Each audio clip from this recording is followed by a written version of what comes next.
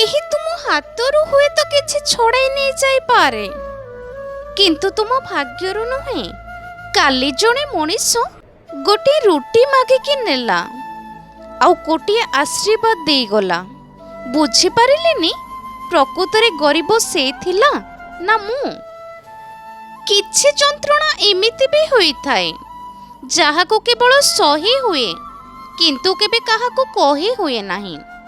ଏ ଦୁନିଆରେ ସମସ୍ତେ ନିଜ କଥା ଚିନ୍ତା କରନ୍ତି, ହେଲେ କେହି ଭାବନ୍ତି ନାହିଁ ମୋ ପାଇଁ ଆଉ ଜଣେ କେତେ କଷ୍ଟ ପାଉଛି।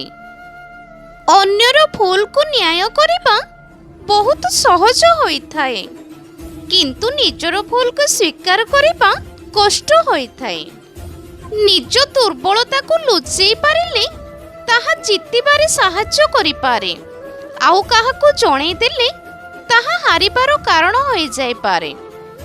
ସେଦିନ ସବୁ ସାଙ୍ଗ ଭାରି ପ୍ରଶଂସା କରୁଥିଲେ ନିଜ ନିଜ ସାଥୀ ବିଷୟରେ, ଆଉ ମୁଁ ନିଜର ବାହାନା କରି ଶୋଇବାକୁ ଚାଲିଗଲି। ନିଦ ଆସିଲାନି, କିନ୍ତୁ ହଁ, ପୁରୁଣା ସ୍ମୃତି ପୁଣି ଜୀବନ ପାଇଗଲା ଆଉ ମୋତେ ପୁଣି ଜାଳିକି କାନ୍ଦିବାକୁ ବାଧ୍ୟ କଲା। ମିଛ ଖୁସିକୁ ସାଉଁଟି ସାଉଁଟି ଦିନେ ସତକୁ ଗ୍ରହଣ ହିଁ କରିହେବନି। ମିଛର ଅଭ୍ୟାସ ଦିନେ ସତକୁ ସମାପ୍ତ ହିଁ କରିଦେବ। ଜୀବନରେ ସଫଳ ହେବା ପାଇଁ ଏହି ଦୁଇଟି ଜିନିଷ ଥିବା ଦରକାର। ପ୍ରଥମଟି ସହିବା ଶକ୍ତି, ଦ୍ୱିତୀୟଟି ବୁଝିବା ଶକ୍ତି। ଯାହାର ଅଳ୍ପ ଅଛି ସେ ଦରିଦ୍ର ନୁହେଁ, ଯିଏ ବେଶୀ ଆଶା କରେ ସେ ହିଁ ପ୍ରକୃତରେ ଗରିବ ଓ ଦରିଦ୍ର। ଯାହାର ଫୁର୍ସତ ନାହିଁ ଜୀବନରୁ, ନିଜର ସମସ୍ୟା ତାକୁ ବତାଓନି। ଯିଏ ଜାଣିଶୁଣି କଷ୍ଟ ଦେଉଛି, ଆବଶ୍ୟକଠାରୁ ଅଧିକ ତାକୁ ବୁଝାଉନି। ଆଜିର ଦୁନିଆରେ ଲୋକେ କେବଳ ବସ୍ତୁର ମୂଲ୍ୟ ବୁଝନ୍ତି, ତା ପଛରେ ନିହିତ ଥିବା ମୂଲ୍ୟବୋଧ ଓ ଆବେଗକୁ କେହି ବୁଝିପାରନ୍ତିନି।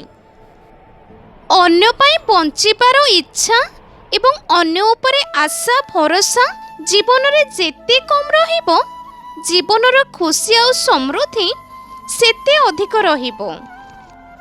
ଆମକୁ ଠିକରେ ଜାଣିନଥିବା ଲୋକ ହିଁ ଆମ ବିଷୟରେ ସବୁବେଳେ ଭୁଲ କୁହେ, କାହିଁକି ନା କୁକୁର ସବୁବେଳେ ଅଜଣା ଲୋକକୁ ହିଁ ଭୁକିଥାଏ। କ୍ରୋଧକୁ ଧୈର୍ଯ୍ୟରେ ପରିଣତ କରିବା ପାଇଁ ସବୁଠାରୁ ସୁନ୍ଦର ଉପାୟ ହେଉଛି ନୀରବତା। ପ୍ରାର୍ଥନା ତ ହୃଦୟରୁ କରାଯାଏ, ଶବ୍ଦରେ ନୁହେଁ, କାରଣ ଉପରବାଲା ତାର ବି ଶୁଣେ, ଯେ କଥା କହିପାରେ ନାହିଁ। କଥା କୁହ ଓଠ ଚୁପ୍ ହୋଇଯିବାର ଅର୍ଥ ସେ ଭିତରୁ ଭାଙ୍ଗି ଯାଇଛି। ଯାହାକୁ ଆମେ ହୃଦୟରୁ ଭଲ ପାଇଥାଉ, ସିଏ ହିଁ ଆମ ହୃଦୟକୁ ଅଧିକ କଷ୍ଟ ଦେଇଥାଏ। ଜୀବନ ଥିବା ସମୟରେ ସମସ୍ତଙ୍କୁ ଭଲ ପାଅ, କାରଣ ମରିଯିବା ପରେ ତ ଶତ୍ରୁ ବି ଦୁଃଖ କରିଥାଏ। ହୁଏତ ଦୁନିଆରେ ତୁମ ପରି ବହୁତ ମିଳିବେ, କିନ୍ତୁ ତୁମେ ତ ମିଳିବନି ନା। ସେଥିପାଇଁ ମୁଁ ତୁମକୁ ହିଁ ଭଲ ପାଏ, ଆଉ ସାରା ଜୀବନ ମୁଁ ତୁମ ସହିତ ହିଁ ରହିବାକୁ ଚାହେଁ। ଜୀବନରେ ନା ସବୁବେଳେ ସେଇ ମଣିଷ ଏକା ରହିଯାଏ, ଯେଉଁ ମଣିଷ ନିଜଠୁ ଅଧିକ ଅନ୍ୟର କେୟାର କରେ। ଗୋଟିଏ ମୁହୂର୍ତ୍ତ ଭଲ ପାଇବା ପାଇଁ ଜୀବନ ସାରା କାନ୍ଦିବାକୁ ପଡ଼ିଥାଏ। କାହିଁକି ଜାଣିଛ? ଭଲ ପାଇବାଟା ଦୁଇ ମନର। ଯଦି ଦୁଇ ମନ ଭିତରେ ଭଲ ପାଇବା ଗଢ଼ି ଉଠେ, କିନ୍ତୁ ଭଲ ପାଇବା ଛାଡ଼ିବା ପାଇଁ ଜୀବନରେ ଯଦି କେବେ ହାରିଯାଉ, ତେବେ ଭୁଲରେ ବି କାହାକୁ ଅନୁଭବ ହେବାକୁ ଦେବ ନାହିଁ। କାରଣ ଏଠି ଲୋକେ ଭାଙ୍ଗି ଯାଇଥିବା ଘରର ଇଟାଟିଏ ବି ଛାଡ଼ନ୍ତିନି। ତୁମେ କାହାରିକୁ ବି ଚାହିଁପାରିବନି ଯଦି ଈଶ୍ୱର ଚାହୁଁନଥିବେ। କୌଣସି ବ୍ୟକ୍ତି ଛାଡ଼ି ଚାଲିଗଲେ ଏତେ କଷ୍ଟ ହୁଏନି, ଯେତିକି କଷ୍ଟ ସାମ୍ନାରେ ଥାଇ ବଦଳିଥିବାର ଦେଖିଲେ ହୁଏ। ଯେତେବେଳେ ପାଦ ଥକିଯାଏ, ସେତେବେଳେ ସାହସ ହିଁ ସାଥ ଦେଇଥାଏ। ଯେତେବେଳେ ସମସ୍ତେ ମୁହଁ ବୁଲେଇ ଦିଅନ୍ତି, ସେତେବେଳେ ଭଗବାନ କେବଳ ସାଥ ଦେଇଥାନ୍ତି। କେଜାଣି କାହିଁକି ଛାଡ଼ି ଚାଲିଯାଆନ୍ତି ସେ ଲୋକ ଯାହାକୁ ଆମେ ଜୀବନ ଭାବେ ହରେଇବାକୁ ଚାହିଁନଥାଉ। ଏ ହୃଦୟ ସମସ୍ତଙ୍କୁ ସହଜରେ ବିଶ୍ୱାସ କରିଦେଇଥାଏ। ସେଥିପାଇଁ ତ ଅଧିକ ଦୁଃଖ ସେ ହିଁ ପାଇଥାଏ।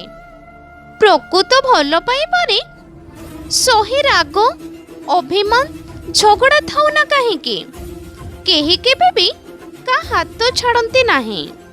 ସାରା ଜୀବନ ସାଙ୍ଗରେ ରହିବାକୁ କେବଳ ଭଲ ପାଇବା କୁହାଯାଏନି। ଜଣେ ଦୂରେଇ ଗଲା ପରେ ମଧ୍ୟ ତାକୁ ସାରା ଜୀବନ ହୃଦୟରେ ସାଇତି ରଖିବାକୁ ପ୍ରେମ କୁହାଯାଏ।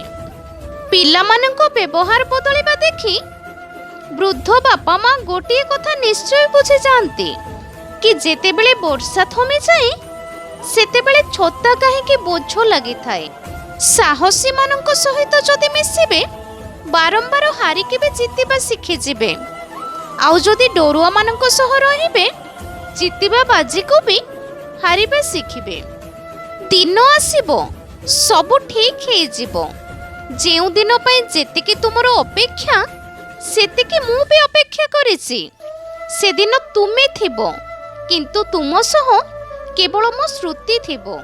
ପ୍ରେମ, ଦୁଃଖ କି ଘୃଣା ଆମେ ଯେତିକି ଅନ୍ୟକୁ ଦେଇଥାଉ, ସମୟ ସୁଧ ସହ ମୂଳ ହିସାବ କରି ଭଗବାନ ଆମକୁ ନିଶ୍ଚୟ ଫେରେଇ ଦେଇଥାନ୍ତି। ଭୁଲ ସ୍ୱୀକାର କରିବାର ସାହସ ଏବଂ ସୁଧାରିବାର ଶକ୍ତି ଯାହା ପାଖରେ ଥାଏ, ସେହି ମଣିଷ ସବୁବେଳେ ଉନ୍ନତି, ସତ୍ୟ ଏବଂ ସଠିକ ମାର୍ଗରେ ଥାଏ।